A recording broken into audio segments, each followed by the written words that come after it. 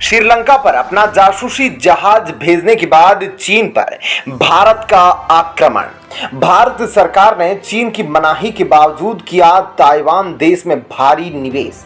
Taiwan ने बोला धन्यवाद।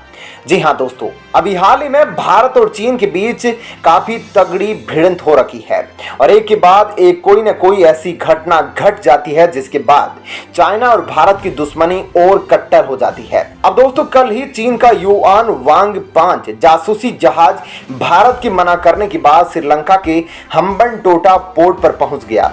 लेकिन दोस्तों, इस खबर के बाद भारत गुस्से से इतना भरा बैठा था कि भारत ने बिना परवाह किए सीधा चीन की मांद में घुसकर ताइवान को फोन मिला दिया और भारत का यह कदम देख चीन भी बौखला गया। दोस्तों, ताइवान में फोन करके ताइवान को भारत के साथ हुई पहली बातचीत में जो शर्तें रखी गई थी उसको पूरी करने की याद दिलाई। दोस्तों, तेजी से बदलते भू राजनीतिक घटनाक्रमों के बीच चीन और ताइवान के बीच जिस तरह तनाव बढ़ता जा रहा है, ऐसे में ताइवानी कंपनियां चीन में अपना एक्सपोजर कम कर रही है और बेहतर रास्तों की तलाश कर रही है और इस बदले हालात में भारत ताइवानी कंपनियों की पहली पसंद बनकर उभरा है। दोस्तों, इसका संकेत ताइवान की सबसे बड़ी कंपनियों में से एक फॉक्सकॉन भारत में अपना कारोबार और निवेश बढ़ाने की तैयारी में लगा हुआ है। दोस्तों, एप्पल, शाओमी समेत कई कंपनियों के लिए स्मार्टफोन बनाने वाली कंपनी फॉक्सकॉन पहले से ही भारत में 3 फैक्ट्रियां चला रही है। भारत में तमिलनाडु और आंध्र प्रदेश में फॉक्सकॉन की 3 फैक्ट्रियां काम कर रही है। इन फैक्ट्रियों में एप्पल और शाओमी जैसे ब्रांडों के लिए स्मार्टफोन समेत कई अन्य ब्रांडों के लिए इलेक्ट्रॉनिक प्रोडक्ट बनाए जा रहे हैं। फॉक्सकॉन की भारतीय इकाई भारत का FIH IPO लाने की तैयारी में है। इसके अलावा फॉक्सकॉन पहले ही वेदांता के साथ मिलकर भारत में इलेक्ट्रॉनिक डिवाइसेस के लिए डिस्प्ले पैनल और सेमीकंडक्टर चिप्स बनाने का ऐलान कर चुकी है। दोस्तों, भारत ताइवान के बीच रिश्तों को लेकर उन्हें और मजबूत करने के लिए फॉक्सकॉन के चेयरमैन यंग लिऊ ने दूसरी तिमाही के परिणाम आने के बाद पिछले सप्ताह इन्वेस्टर कॉल में भारतीय कारोबार के बारे में खुलकर बातें की। उन्होंने कहा कि भारत में ओवरऑल इंडस्ट्रियल माहौल में सुधार आया है। इसके साथ ही सरकारी स्तर पर इफिशियंसी भी बेहतर हुई है। उन्होंने इन्वेस्टर्स से बातचीत के दौरान भारत के बढ़ते महत्व को रेखांकित किया। उन्होंने कहा, हमें लगता है कि भारत आने वाले समय में एक बेहद महत्वपूर्ण भूमिका निभाने वाला है। कुल मिलाकर मैं देखता हूं कि भारत में हमारा कारोबार सही दिशा में आगे बढ़ रहा है। मुझे लगता है कि यह आने वाले समय में और बेहतर होने वाला है। दोस्तों, यहां पर आप सोच रहे होंगे कि फॉक्सकॉन के चेयरमैन द्वारा यह कहना कि भारत भविष्य में बहुत महत्वपूर्ण भूमिका निभा सकता है, इसका क्या मतलब है? तो दोस्तों, बात दरअसल ऐसी है कि भारत का पड़ोसी देश चीन बात बात पर अपनी औकात दिखाने लगता है। जब पूरे विश्व में कोविड महामारी आई थी चीन के वुहान वायरस की वजह से, जिसके बाद से ही देखा जाने लगा कि जैसे ही चीन ने अपनी मार्केट क्लोज करी तो पूरी दुनिया में सेमीकंडक्टर चिप की कमी आने लगी। और दोस्तों, इतना ही नहीं, इसने दूसरे देशों को देने से भी मना कर दिया और जापान से दुश्मनी होने के कारण जापान को तो रेयर अर्थ मटेरियल देने से भी मना कर दिया ताकि वह सेमीकंडक्टर चिप न बना सके। और दोस्तों, इतना ही नहीं, ताइवान मुद्दे को लेकर कई बार चीन ने यह चेतावनी दी है कि वह सीधा हमला ताइवान सेमीकंडक्टर मैन्युफैक्चरिंग कंपनी यानी कि TSMC पर करेगा। अब दोस्तों, ताइवान की यह कंपनी पूरी दुनिया में जितनी भी सेमीकंडक्टर चिप मैन्युफैक्चरिंग होती है उसका अकेले 54% उत्पादन करती है। दोस्तों, जिसके बाद देखा जाने लगा कि दुनिया भर के सभी देशों ने ठान लिया कि चीन पर भरोसा करना बेकार है। इसलिए किसी ऐसे देश को ढूंढा जाए जो एक तो मित्र राष्ट्र हो और मैन्युफैक्चरिंग कॉस्ट कम हो तथा भारी मात्रा में सेमीकंडक्टर चिप मैन्युफैक्चरिंग कर सके तथा चीन से डरता ना हो। अब दोस्तों, पूरी दुनिया को एक ऐसा ही देश दिखा जहां पर मार्केट भी खतरनाक है, भारत।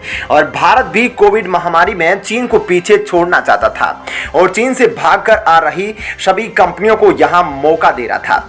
अब दोस्तों, भारत ने वही बातचीत को याद दिलाते हुए ताइवान से फिर बातचीत करी है, वो भी ऐसे समय पर जब ताइवान को लेकर चीन पगला सा गया है और भारत चीन के जहाज को लेकर जो कि श्रीलंका के हम्बनटोटा पोर्ट पर खड़ा है और भारत चीन के जहाज को लेकर जो कि श्रीलंका में हम्बनटोटा पोर्ट पर खड़ा है। हालांकि दोस्तों फॉक्सकॉन चेयरमैन ने भारत में इन्वेस्टमेंट का कोई आंकड़ा अथवा किसी खास प्रोडक्ट की जानकारी नहीं दी है। उन्होंने बस इतना कहा कि कुल मिलाकर भारत में हमारे ग्रुप का डेवलपमेंट सक्रियता से विस्तार पाने वाला है। दोस्तों ताइवान की इस कंपनी का भारत में व्यापार करने को लेकर क्या रुचि है, उसका अंदाजा इसी से लगाया जा सकता है कि ली ऊ ने हाल ही में प्रधानमंत्री नरेंद्र मोदी और इलेक्ट्रॉनिक्स एवं आईटी मंत्रालय के अधिकारियों के साथ मुलाकात की थी। उन्होंने प्रधानमंत्री और अधिकारियों को भारत में इलेक्ट्रिक व्हीकल बनाने और सेमीकंडक्टर मैन्युफैक्चरिंग व इलेक्ट्रॉनिक्स जैसे सेक्टर्स में पोर्टफोलियो का विस्तार करने के बारे में अपनी योजना की भी जानकारी दी थी। वहीं दोस्तों अब चीन के लिए मुश्किल खड़ी होने वाली है, क्योंकि अगर ताइवान की इस कंपनी फॉक्सकॉन का भारत में और निवेश हो जाता है या ये भारत में अपना एक और कोई प्लांट खोल लेती है तो दोस्तों उसके बाद चीन के लिए ताइवान पर हमला करना थोड़ा कठिन हो जाएगा। क्योंकि जब चीन ताइवान पर हमला करेगा तो इस चक्कर में ताइवान और भारत सरकार के द्वारा चलाए जा रहे किसी प्रोजेक्ट को चीन ने तबाह कर दिया तो इस वजह से उस प्रोजेक्ट में पार्टनर होने के नाते चाइना ताइवान युद्ध में उतर सकता है। वहीं दोस्तों दूसरी ओर खबर चीन से आ रही है। दोस्तों दरअसल चीन पूरी दुनिया में दूसरों की जमीन पर हक जताने के लिए कुख्यात है। इस कारण रूस, मंगोलिया समेत चंद देशों को छोड़कर चीन का अपने हर पड़ोसी के साथ सीमा विवाद है। अब वहीं चीन पड़ोसी देश नेपाल को भारत के खिलाफ भड़का रहा है। चीनी कम्युनिस्ट पार्टी का मुखपत्र कहे जाने वाले सरकारी भोंपू ग्लोबल टाइम्स ने दावा किया है कि भारत धीरे धीरे नेपाल की जमीन पर कब्जा कर रहा है, जबकि सच्चाई यह है कि चीन ने नेपाल के अंदर कई किलोमीटर तक जमीन पर जबरन कब्जा कर स्थायी निर्माण कर लिया है।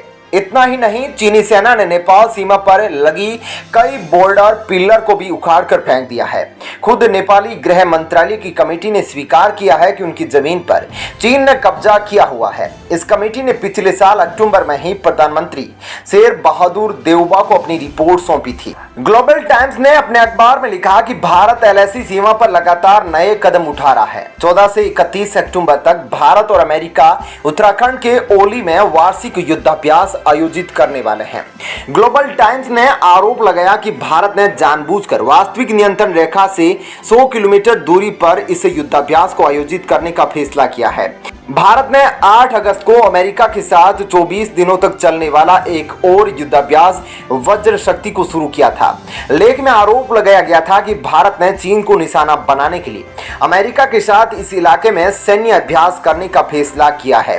दोस्तों ग्लोबल टाइम्स ने अपने लेख में झूठा दावा करते हुए लिखा कि भारत एलएसी सीमा के पास चीन के इलाके में घुसने के प्रयासों में मुश्किलों का सामना कर रहा है। इस कारण वे तीसरे देश की सीमा पर अपने नियंत्रण और अतिक्रमण को मजबूत करने के लिए दूसरे पड़ोसियों की ओर रुख किया है। ग्लोबल टाइम्स ने नेपाल को चिढ़ाते हुए लिखा कि हाल ही के वर्षों में चीन भारत और नेपाल के जंक्शन पॉइंट कालापानी क्षेत्र में नई दिल्ली में भी जितना संभव हो सके कब्जा करने की कोशिश कर रहा है, जिससे नेपाली पक्ष ने कड़ा विरोध किया है। चीन भारत नेपाल सीमा के पास कालापानी क्षेत्र भारत और नेपाल के बीच पारंपरिक रूप से विवादित क्षेत्र है। इसमें चीन जितना चुप हो सके उतना चुप रहे। अब दोस्तों इसके बाद भारत और नेपाल मिलकर चीन को मजाक चखाने में लगे हुए हैं, क्योंकि दोस्तों अब ओली भी नहीं रहा जो नेपाल की कम्युनिस्ट पार्टी का पूर्व प्रधानमंत्री था, वो तो अब निकल गया। अब तो चाहकर भी चीन नेपाल और भारत का कुछ नहीं कर सकता। आपका क्या कहना है इस खबर पर जरूर बताइएगा। धन्यवाद। जय हिंद।